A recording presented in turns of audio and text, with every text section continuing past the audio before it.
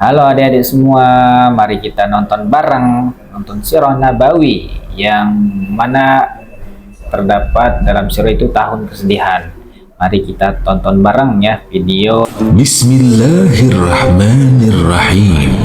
Di tahun ke-10 kenabian, tepatnya 619 Masehi, terjadi peristiwa yang sangat menyedihkan Rasulullah.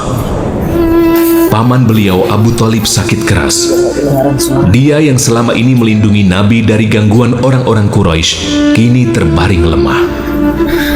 Nabi memohon kepada Abu Thalib agar mengucapkan kalimah La ilaha illallah, satu kalimat yang akan beliau gunakan untuk membela pamannya itu di hadapan Allah kelak. Abu Thalib, apakah kau akan meninggalkan agama bapakmu, Abdul Muthalib? Wahai ponakanku, aku tahu engkau benar, tapi aku tak mau orang-orang Quraisy mengatakan aku takut pada kematian. Muhammad, aku tetap pada agama Abdul Muthalib.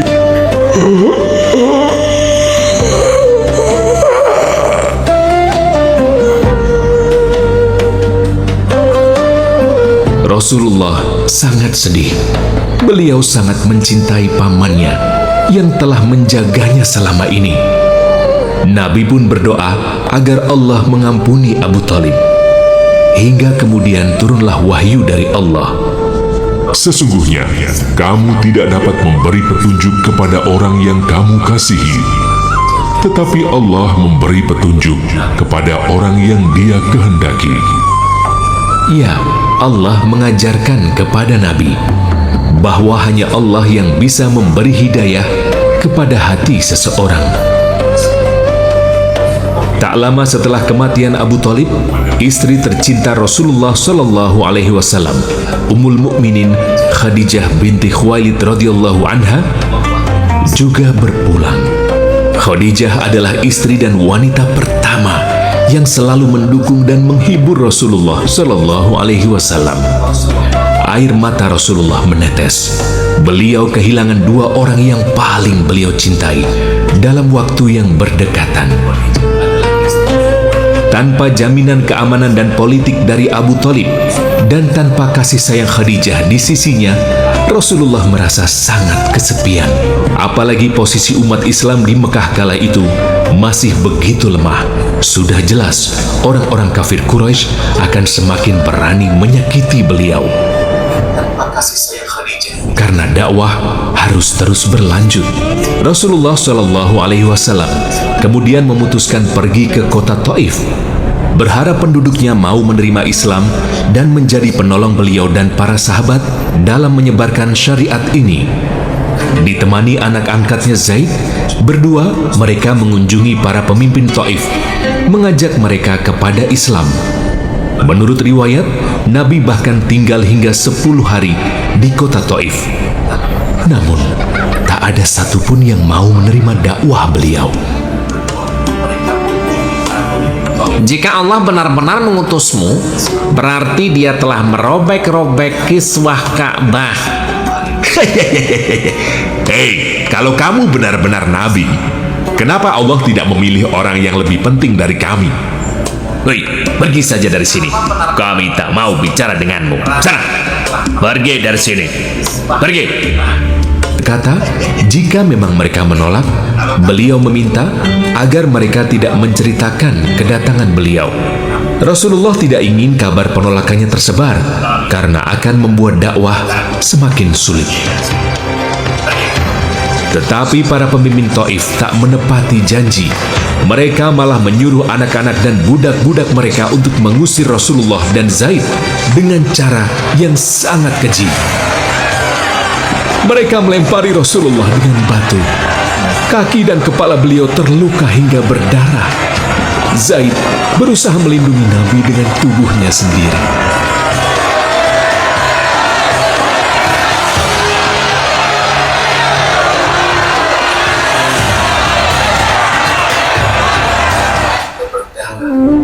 Akhirnya, Rasulullah dan Zaid beristirahat di sebuah kebun anggur.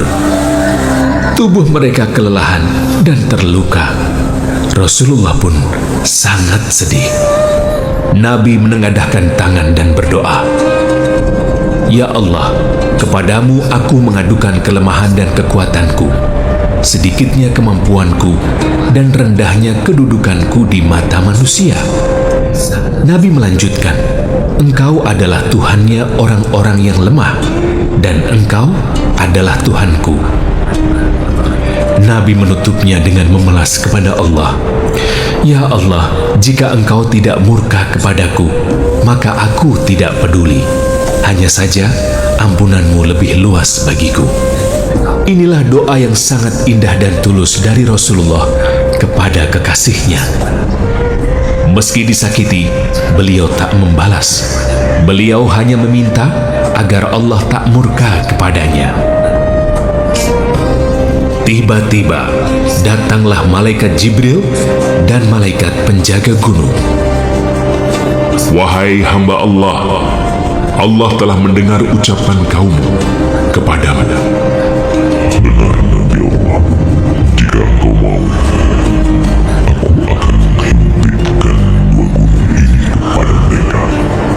Malaikat gunung siap menghimpit penduduk Taif dengan gunung jika Rasulullah menghendaki.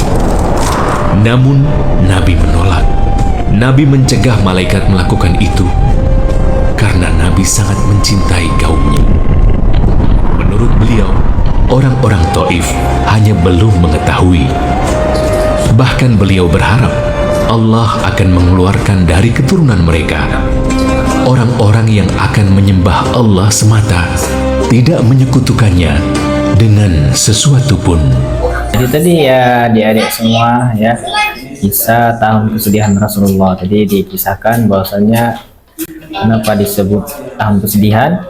Yang pertama tadi paman beliau yang selalu menolong beliau dari kecil sampai dia diangkat menjadi nabi meninggal ya. Dan meninggalnya ketika diminta untuk bersyahadat masuk Islam, tapi pamannya enggan ya mengucapkan la ilaha illallah. Setelah tidak selang dari itu, istri beliau yang selalu menolong dia, istri beliau yang selalu menemani, mencintai pun meninggal ya. Maka itu sangat menyedihkan Rasulullah pada tahun tersebut ya, karena disebut tahun kesedihan.